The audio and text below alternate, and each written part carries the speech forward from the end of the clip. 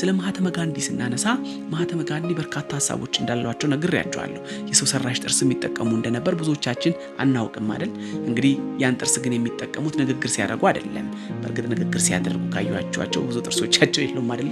እኚህ የተከበሩ ሰው ነገር ግን ምግብ ሲመገቡ ያን ጥርስ ይጠቀሙትና ከዛ በኋላ ከምግብ በኋላ ግን ያን ጥርስ አውልቀው ለንግግርና ለተግባር አይጠቀሙበትም ነበርና የማህተመ ጋንዲ አስገራሚ ሌላኛው መልካቸው ይሄ ነው።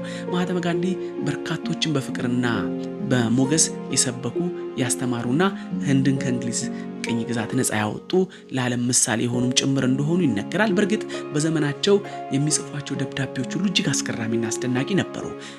እንግዲህ ዓለም ላይ ሂትለርን የሚያህል በጣም አስጨናቂና ዓለምን የናጠ ዘረኛ እንዳልነበር የምታውቁት አቃደል ለሱ እንኳን ደብዳቤ በወቅቱ ሲጽፉ ወንድሜ ሂትለር በሚል ትህትናን በተላበሰበት ሞገስ እንደነበረ በዘመኑ የሰሯቸውና የጻፏቸው ደብዳቤዎችን ሲያገላብጡ ሰዎች ምስክርነት እንደሰጡ ይነገራል። እናም የማህተመ ጋንዲ እውነተኛ የሰውነት ልክ ከዚህም በላይ ነው ማለት ይቻላል።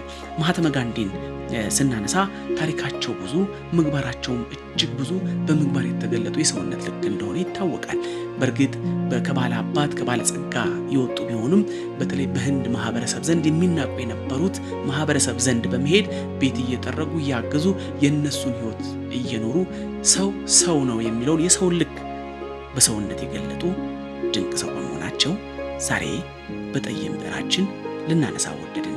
በነገራችሁ ላይ ማህተመ ጋንዲ ጊዜን በመጠቀምም እጅግ ታዋቂና ተወዳጅ ሰው ነበሩ። ለዚህም ምሳሌ የሚነሳው ከሞቱ በኋላ እንኳን ከአስከሬናቸው ያልተለየች ሰዓት ነበረቻቸው። በሰዓታቸው ጊዜን የሚለኩ ድንቅም ሰዓታቸውን የተጠቀሙ ዘመን ተሻጋሪ ሰው ናቸው ማህተመ ጋንዲ። ዛሬ በጠይም ብዕር አነሳናቸው፣ አከበርናቸው። ጤና ይስጥልን።